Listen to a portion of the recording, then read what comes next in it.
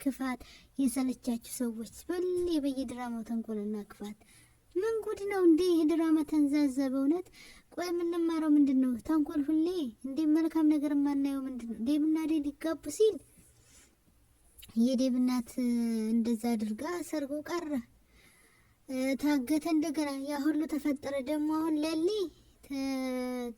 ኤላ ጋር ተጣልታ አላፈቅርም ብላ አሁን ደግሞ ባቡሬን ስታገኝ ልታገባ ስትል እንግዲህ በሰርጓ ቀን ተንኮል። ምን ጉድ ነው? ምንድነው የምንማረው?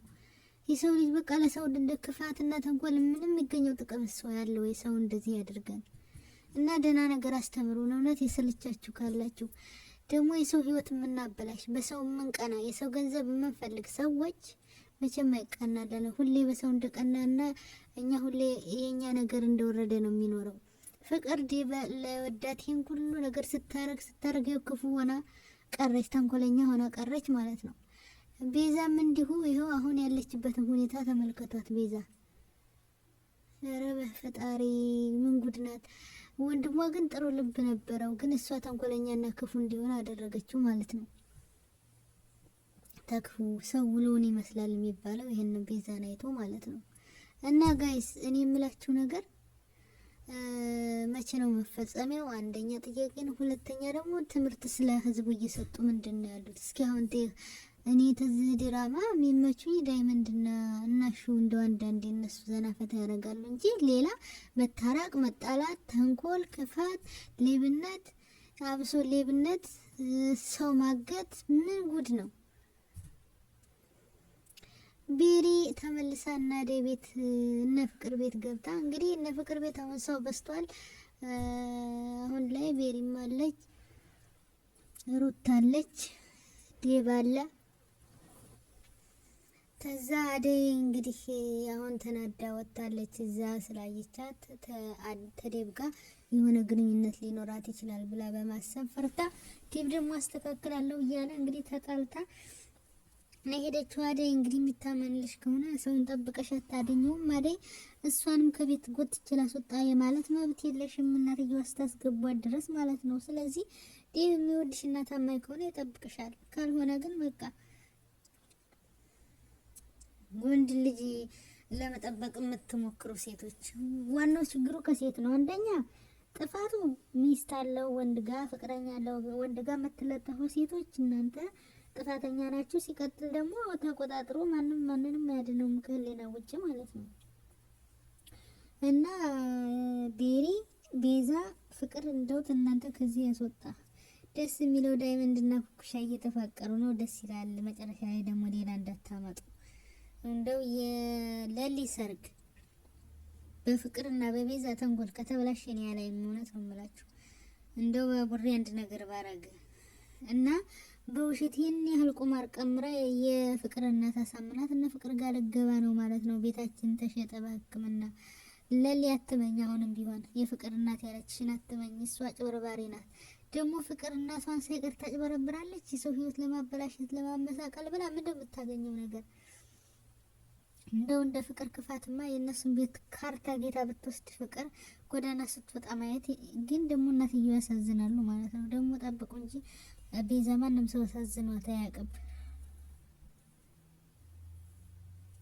ማድረግ ከፈለገች የምታደርገው ነገር ሁሉንም ታደርጋለች ማለት ነው ቤዛ። እና ጋይስ ፒያሳ አዲስ አበባ ምን ይመስላል እያያችሁ ነው? ደስ ይላል። እኔ ሀገር ያላስጎብኛችሁ በዛው ብዬ ነው ማለት ነው። እና ደስ ይላል እንግዲህ አዲስ አበባ ከተማው ማለት ነው። ከጀርባው ያው ብዙ ነገር እንዳለ ሁላችንም እናውቃለን።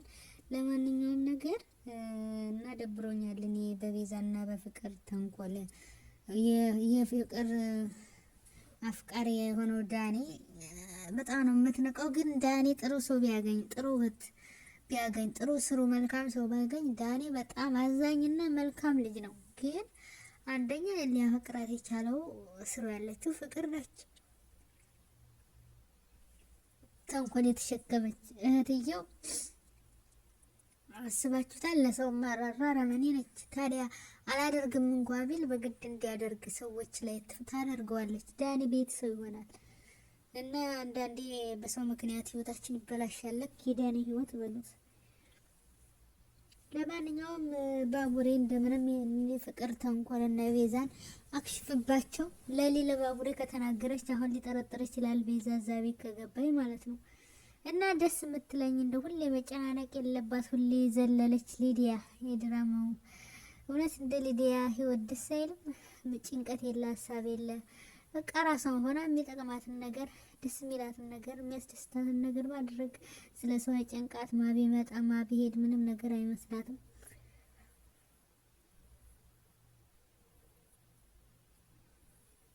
ኧረ ሩታ ታሳዘነች ዛሬ እውነት።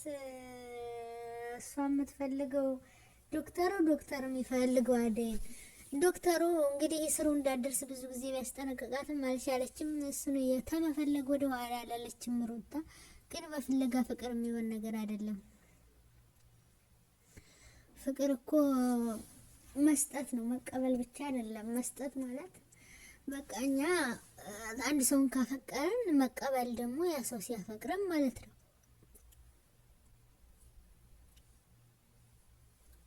እና ያ ሰው እኛን እንዲቀበለን አንፈልግ። መስጠት እንዳለ አለመቀበል መብቱ ነው።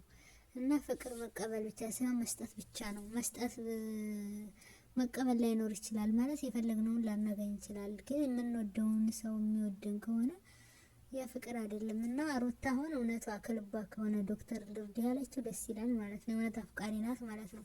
አንዳንዴ የምንወዳቸው ሰዎች የኛ ካልሆኑ እነኛን ሰዎች ደስ የሚያላቸውን ነገር እንዲያደርጉ መተው ነው ማለት ነው። እና ዶክተሩ ሩታን ባለመቀበሩ አላዝንበትም። ካልወደዳት ምን ይደረጋል? ደግሞ ግን አደይ ላይ ሙጥኝ ማለቱ ስልክ እንኳን እንደዚህ በደጋግሞ በመደወል አሁን ላይ ፍቅር